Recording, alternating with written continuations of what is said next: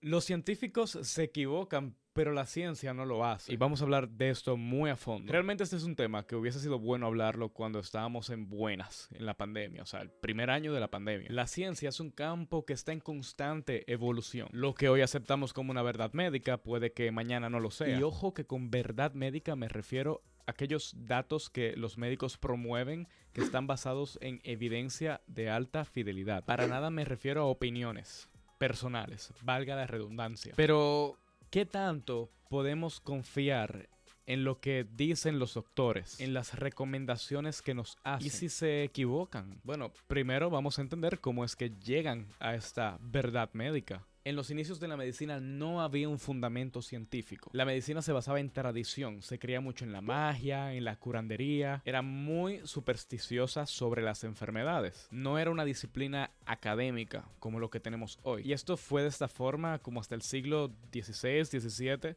pero tampoco era similar a lo que tenemos hoy día, que viene más cerca como por el siglo XIX, ya que después de este siglo es que comienza a evolucionar de una manera mucho más científica que terminaría siendo lo que conocemos hoy día. Y el método científico es un pilar en todo esto, pues es la base de todo conocimiento científico y por lo tanto de la verdad médica. Para refrescar y hacerlo de manera resumida, el método científico consta de observación de un problema, formular una hipótesis buscando solucionar ese problema, luego someterlo a prueba por experimentación y luego esto traería resultados, una conclusión la cual sería analizada y en caso de que la hipótesis fuera correcta pues tendríamos algo de verdad ahí y en caso de que sea negativa se rechaza y se busca otra solución al problema. Quiero remarcar que es una forma reducida para hablar del método científico y todo este proceso es lo mismo que pasa con la medicina. Bueno, más o menos. El conocimiento médico plasmado en libros, libros como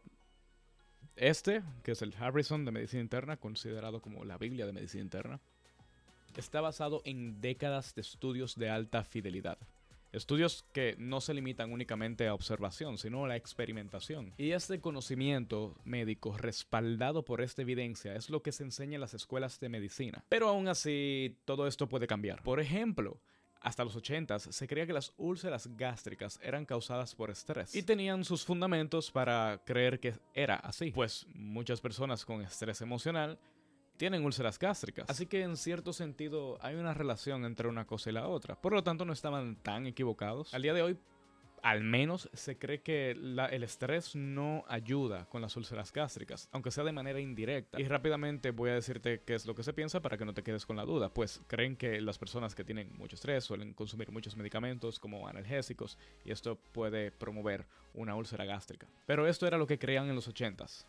Se creía que las úlceras gástricas eran ocasionadas por estrés. Pero un gastroenterólogo llamado Barry Marshall se opuso a esta idea a través de sus investigaciones. Marshall mostró que las úlceras gástricas eran causadas por una bacteria conocida como Helicobacter pylori. Y este es un ejemplo de cómo lo que se entendía como una verdad médica fue refutada por nueva evidencia. También hay cuestiones que son naturalmente cambiantes, como el caso de los microorganismos. Y un muy buen ejemplo de esto fue el SARS-CoV-2 del COVID-19, cual había mutado desde el 2019 una y otra vez, una y otra vez, una y otra vez. Al punto que ya no sería cierto hacer generalizaciones sobre lo que era el virus en el 2019 comparándolo con la versión del SARS-CoV-2 al día de hoy. Y luego tienes otras informaciones médicas que siguen siendo un hecho, pero ahora con un cambio de foco, una perspectiva distinta. Desde Gregorio Mendel, el padre de la genética,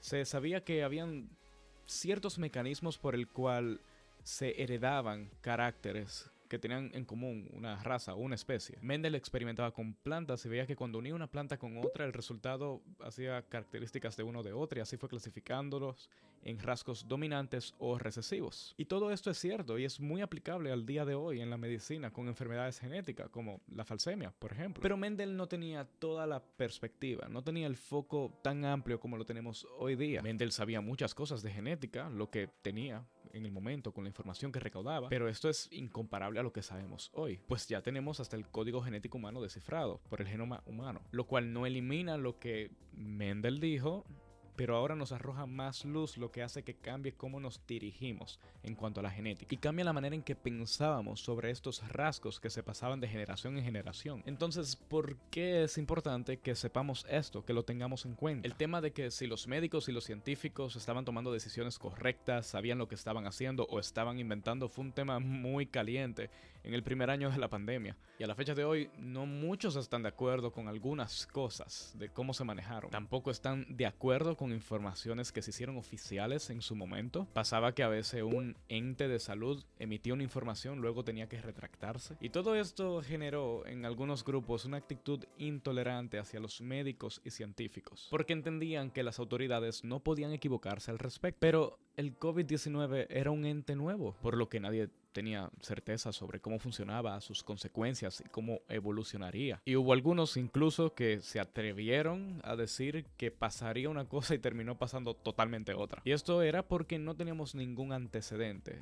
Es una enfermedad totalmente nueva. Bueno, sí sabíamos un poquito, pero el SARS-CoV-2 era un virus nuevo. Y esta falta de conocimiento ayudaba a que se diera mala información, desinformación y que se tomen medidas inadecuadas por parte de las autoridades sanitarias. Y es que simplemente no había ningún protocolo establecido porque no teníamos antecedentes de esta enfermedad y de cómo manejarla. Bueno, sí, teníamos el SARS-CoV-1, pero como quiera era nuevo. Por ejemplo, en Suecia, la decisión que tomó el gobierno para buscar el bien mayor fue no poner ningún tipo de restricción contra la pandemia. Y esto era muy contradictorio con lo que los otros países estaban haciendo, que iba desde algo tan leve como usar una mascarilla hasta algo mucho más severo como hacer un confinamiento total. Y esto es muy diferente a lo que está pasando actualmente con la viruela del mono, cual es una enfermedad bien conocida, la cual tiene antibióticos que funcionan y una vacuna que ya tenemos que ayuda, y que históricamente otros brotes han podido ser controlados con mucha más facilidad,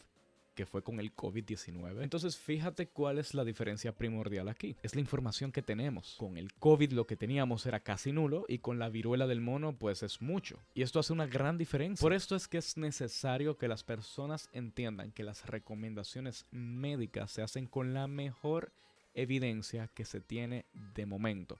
Repito, con la mejor evidencia que se tiene en el momento. Pero bien, estas informaciones podrían cambiar en su futuro y ser obsoletas. Con el COVID, por ejemplo, se hizo mucho énfasis en el principio en el evitar entrar en contacto con superficies contaminadas, en desinfectar mucho y en los alimentos y cómo podían ser un medio de transmisión. Sin embargo, luego nos dimos cuenta de que no era algo tan importante realmente, pues no era una vía de transmisión de mucho peso, si acaso lo era. Y por esa información que se dio, muchas personas perdieron mucho tiempo y dinero limpiando hasta las bolsas que usaban para el supermercado. Todo para luego decir que no había que hacer eso realmente. Y para ayudarte a cerrar este punto, voy a intentar pintarte una imagen. Imagínate un cartógrafo, una persona que hace mapas. Está estudiando un territorio para su aldea y está explorando un camino, pero por razones de la vida no ha podido terminar de recorrer todo el camino y de explorar el territorio, así que el mapa no está finalizado. Pero llega un punto que a la distancia ve lo que parece ser un barranco, así que lógicamente el cartógrafo avisa a la aldea y dice que si caminan por ese camino tengan cuidado porque hay algo que parece ser un barranco y bueno, podrías morir si así lo es. El cartógrafo está haciendo la mejor recomendación que puede en calidad de la información que tiene en el momento. Sería irresponsable de su parte haber visto lo que parece ser un barranco y no advertir sobre ello. Y me parece que la mayoría estaría de acuerdo con esto que hizo el cartógrafo. Pero sucede que luego el cartógrafo continúa haciendo el estudio y va al barranco. Y se da cuenta que no es un barranco. Es una colina bien angulada, pero es una colina y abajo hay un llano que es un lugar totalmente seguro y próspero. ¿Quiere decir esto que el cartógrafo se equivocó? Sí, pero no que dijo algo malo, pues dio la mejor recomendación con la información que manejaba en el momento. ¿Que eventualmente resultó que no era así? Pues sí, eventualmente no fue así, se equivocó, pero no deja de ser verdad que dio la mejor información que podía dar en el momento. Porque qué tal si hubiese sido un barranco y no lo advierte. Y así mismo funciona la verdad médica. Hoy hacemos una recomendación basada en evidencia que tenemos de momento, pero no estamos cerrados a que son absolutas e inmutables, pues sabemos que pueden cambiar estas recomendaciones y estas actitudes a través del tiempo. Solo mira los medicamentos.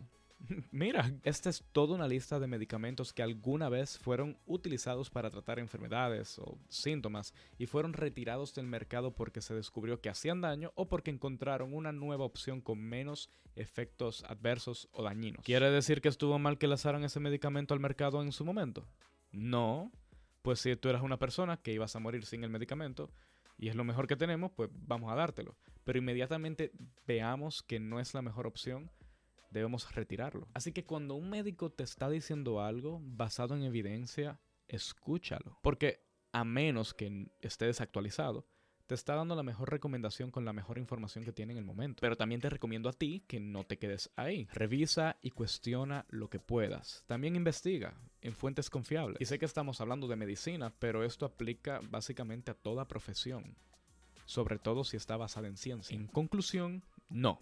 La verdad médica no es absoluta. La medicina evoluciona y eso es bueno. Así que toma como verdad médica lo que tenemos mejor en el momento, la mejor información, pero no estés cerrado a que en un futuro esta recomendación cambie. No quiere decir que haya sido una mala recomendación en un inicio, sino que era la mejor que teníamos de momento. Y espero que hayas disfrutado este video. Si te gustó, dale me gusta. Y si te gusta este tipo de contenido, pues te voy a pedir dos cosas. Número 1, suscríbete para que puedas verlo cuando haya un tema que te interese. Y número 2, si quieres proponer algún tema, escríbelo en los comentarios, déjalo allá abajo y te dejaré este videito por aquí para que lo mires que quizá te interese.